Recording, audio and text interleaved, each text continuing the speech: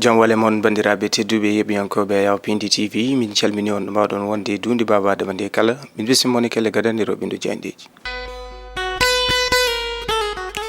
altine sappo lewru février 2024 bismillah mon kelle gadande roɓindu jayndeji puɗɗortoɗen ko jayde rewmi quotidien ɓe jayde rewmi quotidien ɓe garti koye uddugol base koninkoɓe leydi France joɗiɓe ɗo e nder leydi Sénégal batte ɓen ɓe ganduɗa ko employé gollotonoɓe e ɓen koninkoɓe abbiɓe temedere e capanɗe jeegom e ɗiɗo kañumenne ene jogori ha joni ñakkude golle mumen tawi ko ha joni wasde golle mumen to banggue waɗede licencié jayde rewmi quotidien arti hen e darorɗe lewru juillet jayde révélation ɓe garti koye front pour la démocratie et la liberté ɗum ɗo noon ko moɓodiral londiyankoɓe kay tigui mbaddi ko yiyete ko bodde gam tigui huccodirde e nguɗo laamu jayde révélation arte yiide ko capanɗe jeeɗiɗi e goho ene wayno banggue landaji ha e ɓe ɓe ganduɗa ko kay tigui goni pelle dalloɓe e dewrugol ko kañumen tigui woni ko tawete hen ɓe kolliti noon sababu ko gam tigui dartanade ɓesguji leydi Sénégal kono kadi huccidde e nguɗo laamu jayde révélation arti toon to Richard Toll ne wayno accident waɗi toon nayo ɓe ganduɗa ko hawruɓe e ladial e on accident jayde républicain ɓe garti koye formation et infrastructure ɓe kolliti noon uddirgol ndun suudu heblerdu ko yiyete ko centre de formation professionnelle et technique ɗon noon ana jogori ha joni e yuɓɓinde golle mum toon to ndulumaji jayde républicain arti hen jayde le mandat ɓe garti koye homme d'affaires Dahirou Sarr e yideɓe o saaha noon hol dariɗo gam helde koyɗe omo ganduɗa ko Dahirou Sarr homme d'affaires ɗum ɗon yitno koye alhaali leydi ndi ganduɗa noon ko 1451 r alhaali leydi mo ganduɗa o saaha ko kay jogori addande caɗele omo ganduɗa ko Dahirou Sarr e yiide jayde le mandat kono ɓe garti on collectif ɓe ganduɗa ko gollotonoɓe e koninkoɓe leydi France joɗiɓe ɗo e leydi Sénégal temedere e capanɗe jeegom e ɗiɗo ɓe ganduɗa ko jogorɓe wasde golle mumen jayde li quotidien ɓe garti koye front pour la défense de la démocratie et de la république ɓe kolliti noon wonande nden fedde tawi noon ko juljultodiral ɓe ganduɗa ko lundiyankoɓe hani e pelle dariɗe ko yitno e dawrugol kamɓe kala mbaddi junggo e fandu ɓe mbaddi nden ɓodde gam yiide wonande o saaha noon yonti ndeɓe kuccodirta kam e darade e daranade wonande ɓesguji leydi Sénégal ha ɓuuri tengtude diwloɓe e dawrugol ɓe mbaɗi ko yiyete ko beto e ni gargol ɓen ɓe ganduɗa ko kay tigui goni nguɗo laamu kono kadi jayde li quotidien arte yiide wonande ɓe kolliti caɗele ɗe ganduɗa o saaha ne fawe e ɓen ɓe ganduɗa ko kay tigui dillata e dawrugol ɗo e nder leydi Sénégal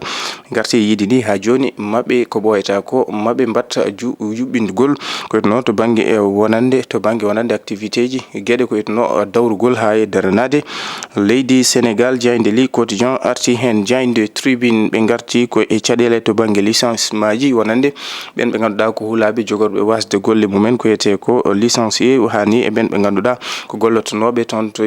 base militaire France naɓe ɗo e nder leydi Sénégal ɓen koninkoɓe hani toon to AIBD ko noonne kadi port autonome Dakar saabi jayde tribune yi plus d'un millier de Sénégalais au chômage ɓen ɓe ganduɗa ko ɓesguji leydi Sénégal naɓe jogorɓe wasde golle mumen ɓe garti e notification ɓen ɓe ganduɗa ko collectif gollotonoɓe e koninkoɓe leydi France ɗo e leydi Sénégal ko noonne kadi toon to port autonome Dakar